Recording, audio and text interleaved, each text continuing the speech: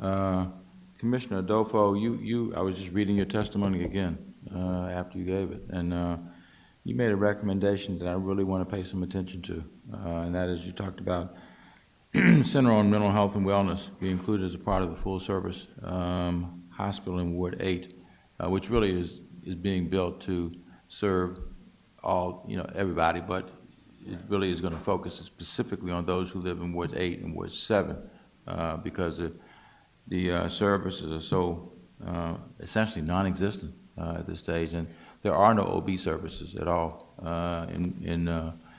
because the services that were being delivered at one point by the United Health Center, they were discontinued in August of 2017, and that's one of the reasons why we are working so hard. And I hope that you will, and I know you work hard in your community, so I don't want to suggest you aren't. I appreciate the work you do in your SMD and with your commission, and I hope you will continue to work just as hard to help us get to the point where we have a new hospital that's been built. We've got the budget's in place for that. As the mayor, I had sufficient money to build it then, and that unfortunately disappeared, went into the ether soon after I wasn't in that position anymore. But since I've been back on the council, we have reconstructed a budget for the hospital, which is $325.6 or some, $million, which is a lot of money, and it's a lot of money to be able to do the kinds of things that the people who live in 8 and live in 7 absolutely deserve. It's one of the reasons why I came back to do this work, because I just feel like people who live in Ward 7 and Ward 8 have been pretty doggone shabbily. People have to talk about how do we get transportation to go somewhere else in the city. Well, let's talk about how we get those services where people are, rather than having to get a bus or, figure out how to get a ride from somebody to drive across the District of Columbia to where the services are better and where they may be more, they may have a greater reputation. Hard to have a reputation in Ward 7 or 8 now because there aren't any. If I can add something to that, the hospital, to my knowledge, is scheduled to be built on St. E's campus. That's correct. And that is my commission. Okay. So I have a direct involvement in that as an advisory neighborhood commissioner in that area. And I feel as though the issue of maternal health is literally an issue of life or death.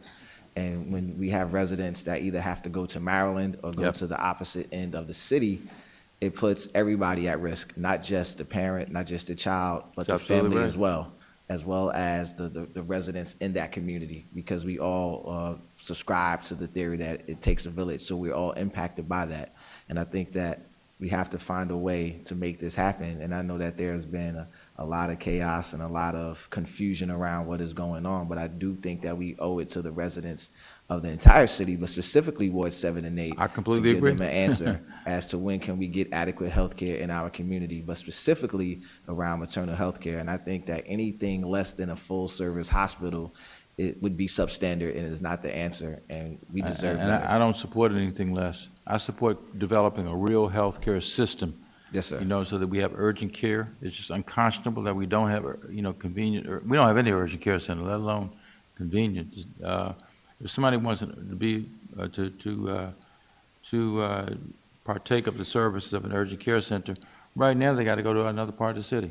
Yes, sir. An urgent care should be readily available and convenient to people, and that's what we're working to try to make happen.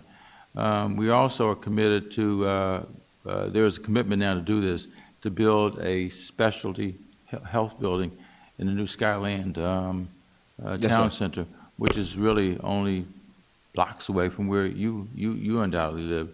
And it certainly only blocks from your single-member district. Yes, sir. But something else that I think is very important as we look at alternative methods to traditional health is that I do believe that having a certification program for doulas is something that we strongly need to consider, because the traditional methods of using medicine or some of the other things just does not work for everyone. And we should absolutely afford people to have the opportunity to have someone who can be there to help navigate them through the holistic health system.